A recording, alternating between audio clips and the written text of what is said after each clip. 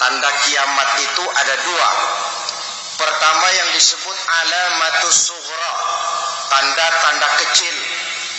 Ini waktunya masih ada tenggang.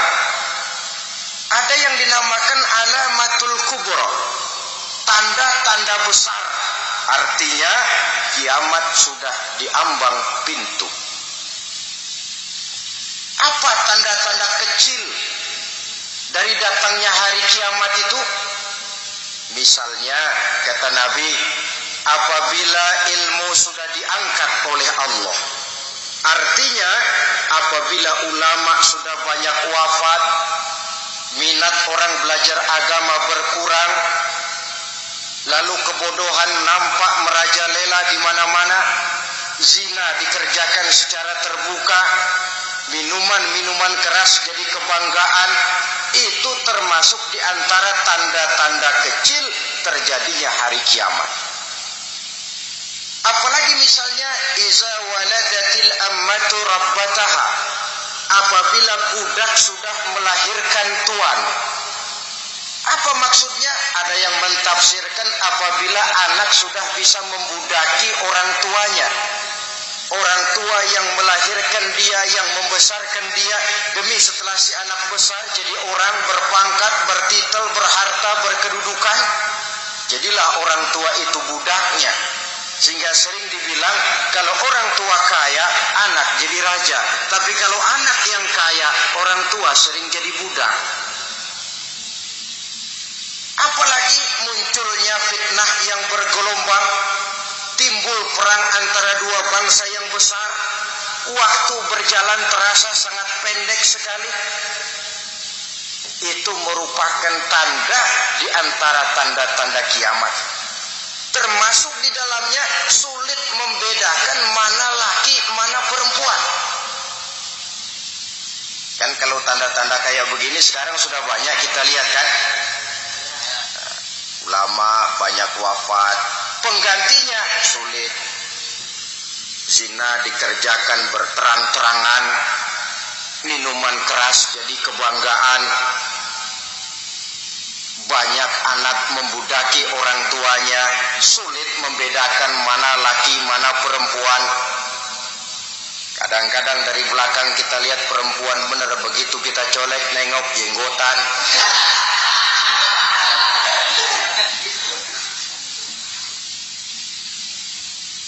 Ini termasuk tanda-tanda kecil. Masih ada tenggang sampai akan terjadinya kiamat itu.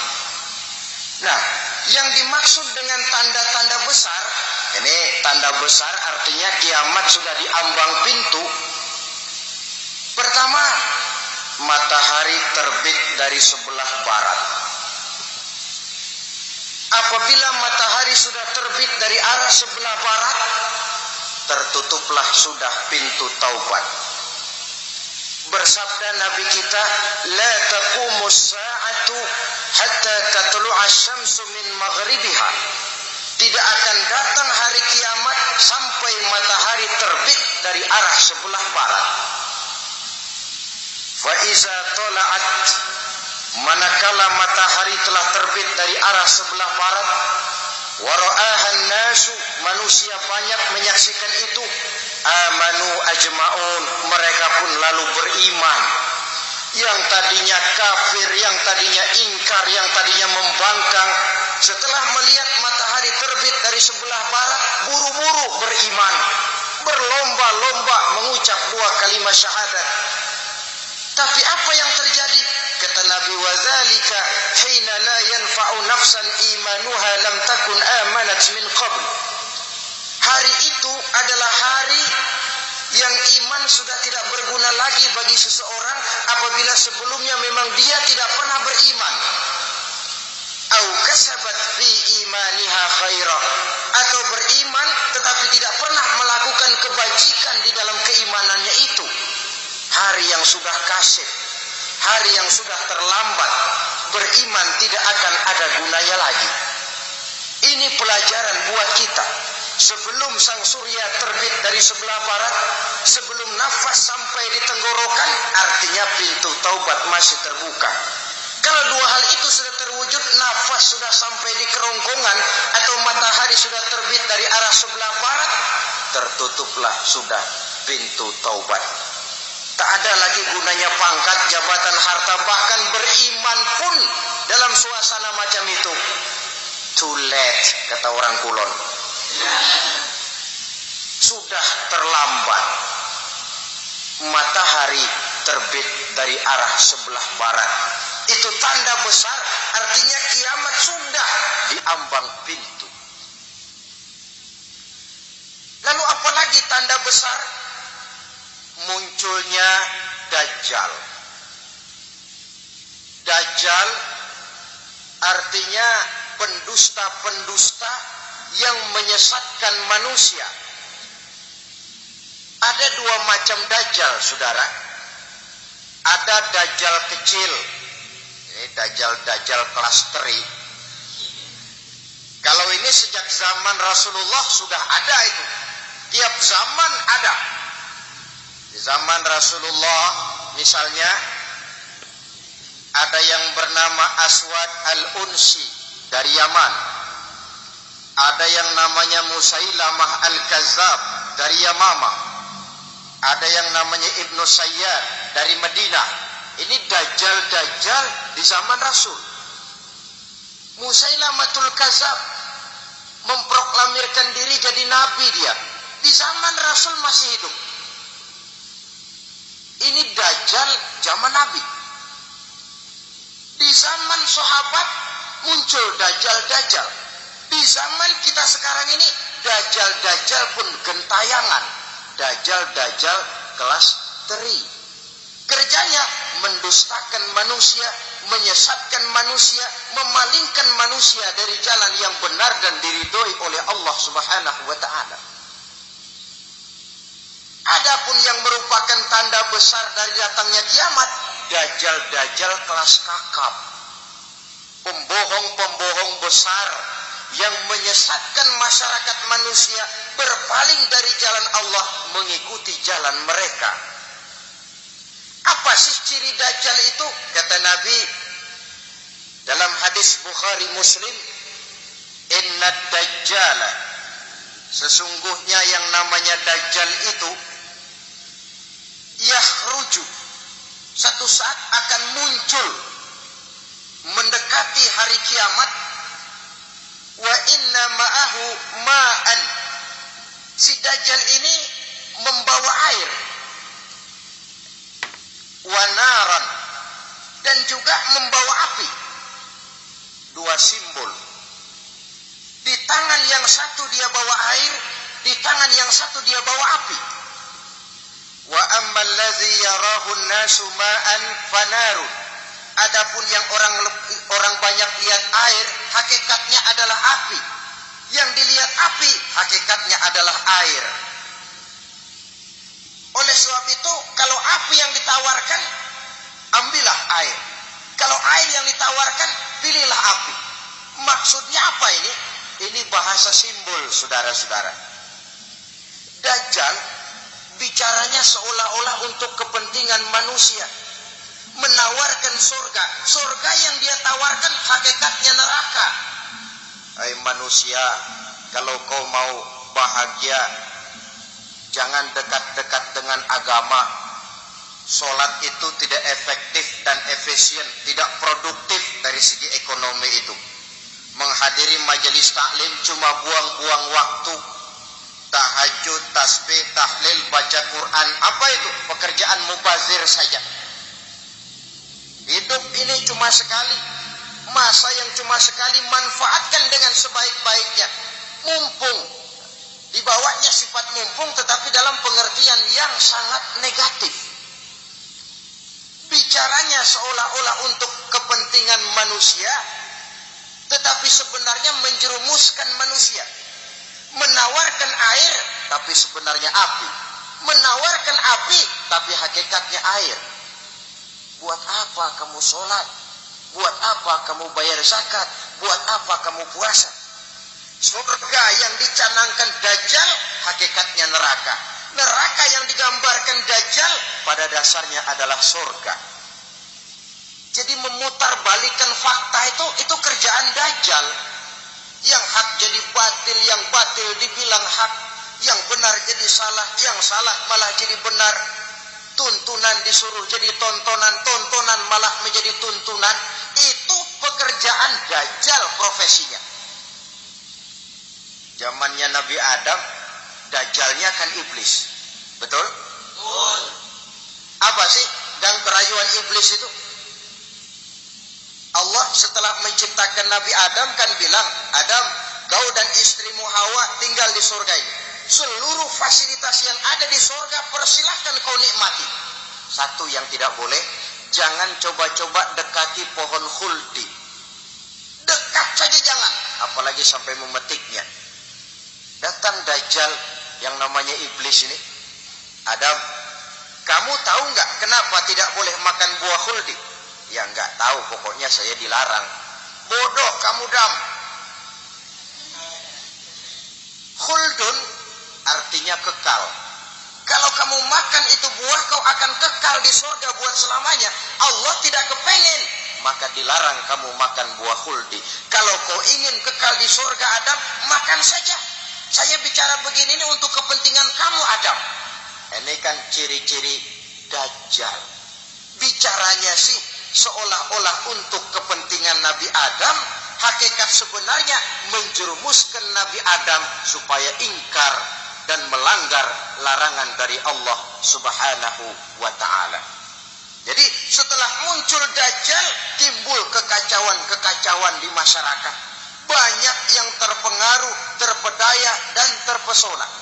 Termasuk mereka yang memproklamirkan diri jadi nabi.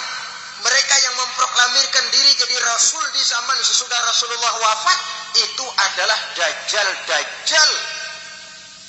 Maka saya ingatkan, kalau di zaman kita sekarang ini ada orang ngaku jadi nabi, ada orang ngaku jadi rasul, biar bahasa Arabnya kental, Quran hafal, ribuan hadis hafal, biar pakai serban sampai menyengser ke tanah, bahasa Arabnya fasih, tapi dia mengaku jadi nabi, jadi rasul, kita umat Islam wajib tidak percaya. Wajib untuk tidak percaya. Itulah Dajjal zaman kita sekarang ini. Tidak mustahil mereka datang mempengaruhi orang-orang awam supaya berpaling dari Rasulullah, mengikuti mereka. Nah, di akhir zaman nanti, mendekati hari kiamat, Dajjal ini muncul, Dajjal kelas kakap, menyesatkan masyarakat manusia untuk berpaling dari Islam, mengikuti seruan mereka. Apalagi di antara datangnya kiamat itu, tanda yang besar itu, turunnya Nabiullah Isa al-Masih, putra Maryam. Menurut berbagai hadis yang sahih, Nabi Isa al-Masih nanti akan turun lagi. Tidak membawa risalah yang baru, tapi meluruskan risalah Islam ini yang telah banyak ditinggalkan oleh masyarakat. Bahkan ada hadis menjelaskan beliau akan membunuh Nabi, mematahkan kayu-kayu salib, lalu melaksanakan haji dan umrah mengikuti syariat Nabi Muhammad, bukan membawa agama baru. Menjadi semacam mujaddid, reformer, menyelamatkan manusia dari bisikan Dajjal. Bahkan ada riwayat yang menjelaskan bahwa Nabi Isa berhasil mengalahkan Dajjal, mengembalikan masyarakat manusia kembali kepada ajaran Islam yang datang dari Allah, dibawa oleh Rasulullah Sallallahu Alaihi Wasallam. Dengan kata lain, turunnya Nabi Isa bukan sebagai Nabi dan Rasul baru, tetapi mengikuti syariat Nabi kita Muhammad Sallallahu Alaihi Wasallam. Saudara hadirin, ibu-ibu hadirat yang saya hormati, kemudian apalagi di antara tanda-tanda besar akan datangnya kiamat itu? Keluarnya asap atau awan. Kata Nabi, inna min asrati sa'ah dukhanan yamla'u ma bainal masyriqi wal maghrib.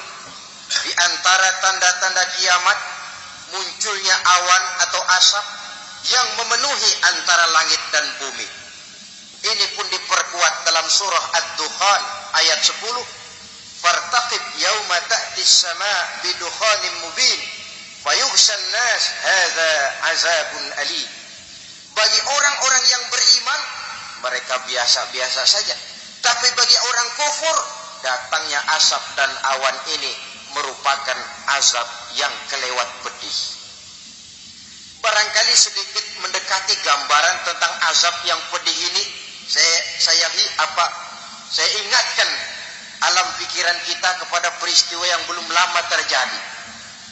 Pernah dengar berita bocornya reaktor nuklir di Chernobyl, Uni Soviet? Pernah dengar? Bocornya reaktor nuklir di Chernobyl yang mengakibatkan ratusan bahkan sangat mungkin ribuan nyawa. Cuma satu reaktor. Bagaimana kalau seluruh cadangan nuklir yang dimiliki oleh para negara adikuasa ini diledakkan? Bahkan yang konon menurut catatan, cadangan nuklir yang dimiliki bersama oleh Amerika dan Rusia sekarang ini sudah sanggup memusnahkan 6 miliar manusia. 1,5 kali lebih banyak dari jumlah manusia yang nongkrong di permukaan bumi ini. Saudara-saudara hadirin yang saya hormati, lalu saat mendekati hari kiamat, apalagi tandanya? Setelah Nabi Isa wafat, pada saat turunnya yang kedua kali, lalu Allah meniupkan angin sejuk. Semua orang-orang beriman, orang-orang baik wafat, sehingga penghuni bumi ini cuma tinggal lagi terdiri dari orang-orang kafir. Tidak ada lagi di bumi ini yang bisa mengucapkan Allah. Sehingga dalam hadis qudsi itu ada keterangan, innallaha azza wa jalla yaqulu li Israfil. Allah pernah pesan kepada malaikat Israfil, kata Allah, Israfil, iza sami'ta qailan yaqul Allah Allah fa akhirin nafakh 40 sanatan ikraman liqailiha. Hai Israfil, apabila kau dengar di permukaan bumi masih banyak orang yang mengucapkan Allah Allah, maka tunda sangkakala kiamat itu 40 tahun. Untuk apa? Ikraman liqailiha, menghormati orang yang mengucapkan Allah Allah itu. Wah, jadi karena sekarang masih banyak yang mengucapkan Allah, besar hatilah kita, masih jauh kiamat itu. Tapi jangan lupa, kiamat pribadi, kiamat kecil itu yang gak kita sangka-sangka. Ajal datang mencabut nyawa, itu kiamat pribadi. Dan itu yang pasti kita hadapi. Dan itu yang membuat kita tidak boleh bersikap main-main di dalam kehidupan sekarang ini. Saudara hadirin yang saya hormati, tidak ada lagi orang-orang muslim. Seluruh penduduk dunia ini kafir. Lalu terciptalah struktur sosial yang berlandaskan prinsip hidup semau gue. Bakal terjadilah prinsip di mana yang kaya menyantap yang miskin, yang kuat menindas yang lemah. Hidup sudah bagaikan di rimba belantara, berlaku hukum rimba, siapa yang kuat dia yang menang, siapa yang lemah menjadi mangsa. Timbul kekacauan, maksiat merajalela, munkarat menjadi-jadi, sehingga isi bumi ini penuh dengan segala macam perbuatan dosa. Tidak ada perlunya lagi alam diperpanjang temponya. Datang saat yang sudah dijanjikan oleh Allah Azza wa Jalla, maka terjadilah yang disebut kiamat kubra, kiamat besar, kiamat hancur-hancuran. Bagaimana kejadian ini dimulai? Dalam surah Az-Zumar ayat 68, Allah Subhanahu wa taala berfirman, "Wa nufikha fis-suri fasa'iqa man fis samawati wa man fil ardi illa man sya'allah." Maka manakala ditiuplah sangkakala, terkejutlah seluruh yang ada di langit dan seluruh yang ada di bumi. Bila saat kiamat datang, Allah perintah malaikat Israfil, tiup sangkakalamu. Ditiuplah sangkakala oleh malaikat Israfil. Yang akibat daripada tiupan itu, seluruh yang ada di langit, seluruh yang ada di permukaan bumi terkejut. Yang ada di langit siapa? Malaikat kan. Bayangin aja kalau malaikat kaget, apalagi kita. Terkejut seluruh makhluk yang ada di bumi, yang ada di langit mendengar suara sangkakala itu. Bunyinya tidak sanggup kita bayangkan dahsyatnya. Ledakan nuklir, ledakan neutron, belum apa-apa ketimbang bunyi sangkakala malaikat Israfil ini. Nah, lalu mendengar bunyi sangkakala ini, gemparlah makhluk, kacaulah alam. Bumi gempa, planet-planet bertabrakan, gunung meletus, air laut tumpah ke darat, angin topan bertiup, halilintar menyambar. Lalu semua yang bernama hidup mati total. Mati bareng tanpa persiapan. La haula wala quwata illa billah. Saya kadang-kadang dalam tafakur bermohon, ya Allah, mudah-mudahan saya enggak nemuin kiamat beneran. Ngeri. Tidak bisa kita bayangkan macam apa suasana seperti itu. Allah saja banyak memberikan gambaran, misalnya Al-Qari'ah, wa mal Qari'ah, wa ma adraka mal Qari'ah. Kejadian yang menggemparkan. Tahukah kamu apa kejadian yang menggemparkan itu?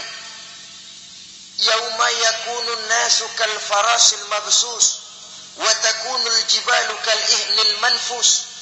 Pada saat itu manusia berterbangan bagai kupu-kupu. Gunung berterbangan seperti kapas ditiup angin. Gunung saja macam kapas, konon lagi manusia. Kematian total, mulai semut sampai gajah mati. Jin mati, iblis mati, malaikat mati. Malaikat saja mati. Saudara hadirin yang saya hormati, kematian total yang tanpa persiapan.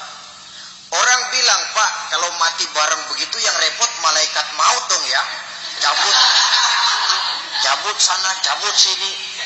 Itu kalau menurut logika kita. Mestinya begitu menurut logika. Tapi logika juga yang bilang, nggak perlu serepot itu. Sebab untuk mematikan listrik di wilayah DKI, di wilayah Jakarta, nggak perlu tiap rumah didatengin, matiin, ya lama. Cukup dari kantor pusatnya saja PLN, tekan satu tombol, gelaplah seluruh Jakarta. Saudara hadirin yang saya hormati, kematian total. Lalu setelah kematian total, planet-planet juga mati, dalam arti tidak bergerak dan beredar. Angin mati, dalam arti tidak bertiup. Air mati, dalam arti tidak ada riak gelombang. Pokoknya semua mati. Kullu nafsin za'iqatul maut, semua yang bernafas mati. Dalam ayat lain, kullu man 'alaiha fan, semua yang ada di permukaan bumi fana. Yang kekal cuma Allah Subhanahu wa ta'ala. Yang paling belakang mati malaikat maut dan malaikat Israfil. Tapi mati juga sesuai dengan janji Allah. Menurut hadis Bukhari Muslim dari Abi Hurairah masa tenggang waktu antara kematian total pada tiupan sangkakala pertama dengan proses kebangkitan pada tiupan sangkakala kedua 40 lamanya. Tidak dijelaskan oleh Abi Hurairah 40 jam, apa 40 hari, apa 40 tahun,